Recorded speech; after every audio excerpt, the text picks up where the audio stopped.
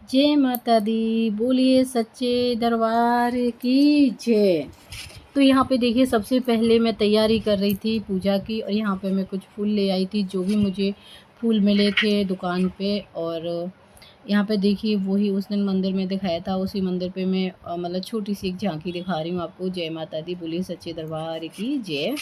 तो यहाँ पे मैं फूल रख रही थी माता रानी की पूजा के लिए, और यहाँ पे पूजा की मैं तैयारी कर रही थी। और आप सभी भी पूजा की तैयारी कर रहे हो। नौमी कब मनाई है, आज या कल? कौन कौन कब मन रहा है, मुझे कमेंट करके ज़रूर बताइएगा। मैं नौमी कल मनाने वाली हूँ, 12 तारीख को। और यहाँ पे ना मेरी बिल्डिंग में ना काफ़ी लोगों ने आज ही नौमी मनाई है, लेकिन हम कल मना रहे हैं। तो यहाँ पे देखिए, मैं अग्यारी के लिए मतलब कंडे की आग जला रही थी, जिससे कि मैं छोटा सा एक हवन करूँगी माता रानी के नाम का, इन पे जिस पे कि हम कुछ सामग्रियाँ चढ़ाते हैं, जैसे कि लौंग हुआ, गुग्गुर हुआ, कपूर हुआ, और सामग्री हुई जो हवन सामग्री होती है, और बतासा हुआ। ऐसे काफ़ी चीज़ें जो होती हैं माता की मतलब वो हम यहाँ पे हवन करते हैं एक छोटा सा। और ये मैं देखिए फूल लेके जा रही हूँ, मैया रानी को अर्पण करूँगी, माता रानी को नहलाऊँगी अच्छे से, और उनकी छोटी सी एक पूजा करूँगी, उनकी सेवा करूँगी। तो मुझे पता है आप सभी बहुत अच्छे से सेवा कर रहे हैं माता रानी की, बहुत अच्छे से पूजा पाठ करते हैं। मुझे तो कुछ भी नहीं आता है, पर हाँ, एक छोटी सी कोशिश करती हूँ मैं अपनी तरफ से कि मैं भी छोटी सी एक माता रानी की मतलब पूजा कर सकूँ और सेवा कर सकूँ उनकी। जितना मुझसे हो पाता है मैं कोशिश करती हूँ।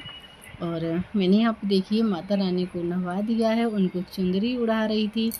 और आप यकीन नहीं मानोगे, जब माता रानी को हम तैयार करते हैं, श्रृंगार करवा के बिठाते हैं उनको, तो एक बहुत ही सुकून मिलता है दिल को ना, इतना अच्छा लगता है कि मैं नहीं बता सकती आपको, शब्दों में बयान नहीं कर पाते हैं हम लोग, है ना। तो जो पूजा करते हैं सभी, उन सभी को पता है कि कैसा लगता है ना।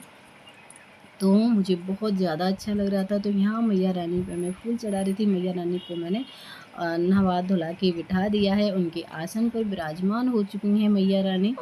और ना कल ना मेरे बेटी हैं जो, उनके साथ कुछ बेटियां यहीं पे पढ़ाई कर रही हैं, तो वो गुड़िया के साथ आई तो वो शाम के टाइम थी, मैं तो ये सुबह की पूजा कर रही हूँ अपनी। और वो मतलब माता की चौकी को देख के इतनी खुश हुई थी कि आंटी जी आप बहुत अच्छे से रखते हो, बहुत अच्छे से पूजा पाठ करते हो, मुझे बहुत अच्छा लगता है। तो मेरी गुड़िया आई थी तो मुझे भी बहुत अच्छा लगा। और ज़्यादा देर नहीं रुकी थी, बस 1 घंटे के लगभग रुकी थी, बस चाय पानी पी के हल्का सा नाश्ता करके वो चली गई थी। पर उनका मन हुआ था कि हमें आंटी जी से मिलना है। अकेले रहते हैं ना बच्चे, तो बहुत मुश्किल होता है, और आकर के ऐसे गले मिली थी, क्योंकि उनको मम्मियाँ की याद आती हैं। मम्मियाँ अपने गाँव में रहती हैं और वो यहाँ पे पढ़ाई कर रही हैं। तो अकेले रहना भी ना बहुत मुश्किल होता है, लेकिन क्या करें, जब बच्चों को आगे पढ़ना होता है तो उसके लिए अकेला रहना भी पड़ता है। तो सारी बच्चियाँ यहाँ पर अकेले ही रहती हैं, अपना अपना रूम लेकर के, और एक ही साथ रहती हैं पर सब। तो मैं तो कम से कम अपने बच्चों के साथ हूँ, और जो बच्चे अकेले रहते हैं उनको काफ़ी मुश्किलें आती हैं, लेकिन क्या करें, मजबूरी है देखिए। तो यहाँ पे देखिए मैं अपनी पूजा पाठ कर रही थी, और सुबह का टाइम था ये, और सुबह ही होती है सभी के टाइम घर पे पूजा पाठ। और सबसे ज़्यादा तो मैं देखिए छोटी सी तैयारी करती हूँ, छोटी सी चौकी सजाती हूँ, चाहे मैया की हो, जो भी मेरा त्योहार होता है, मैं मतलब कोशिश करती हूँ कि ज़्यादा ना कर पाऊँ तो छोटा सा एक कुछ मंडप बनाऊँ, चौकी बनाऊँ, कुछ भी करूँ। इससे क्या होता है कि हमारे बच्चों को भी थोड़ा-सा पता रहता है कि हमारा ये वाला त्योहार इस तरह से मनाया जाता है ना? तो यहाँ पे देखिए मैं हवन कर रही थी, यहाँ पे छोटा-सा हवन किया, मैंने और मेरी बेटी दोनों हवन कर रहे थे। बेटा तो सुबह ही जल्दी स्कूल चला जाता है, वो तो 6 बजे, साढ़े 6 बजे निकल जाता है, तो वो नहीं कर पाता है। और यहाँ पे मैंने आरती-वारती सब कर ली थी, बस गुड़िया थोड़ा दुर्गा चालीसा पढ़ रही थी, तो मैं आरती कर रही थी।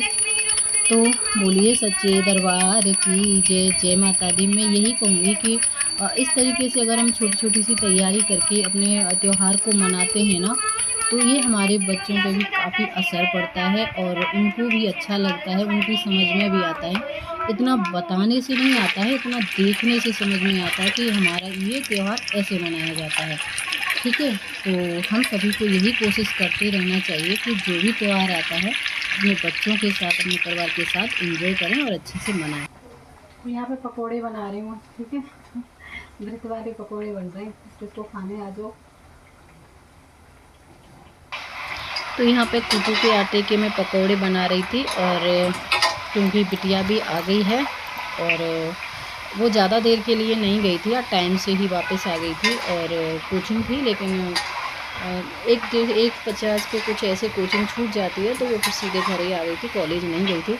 और आज हमारा अष्टमी का व्रत है, और उसी का ये मतलब व्रत है, उसी के लिए हम पकौड़े बना रहे हैं। आज व्रत में खाएंगे, और हम नवमी कल मनाएंगे। तो चलिए फिर पकौड़े आप भी खाइए और हम भी खा लेते हैं। बिटिया को दे देती हूँ, उस पूरा दिन हो गया उसे। तो जय माता दी, राधे राधे, जय श्री कृष्ण।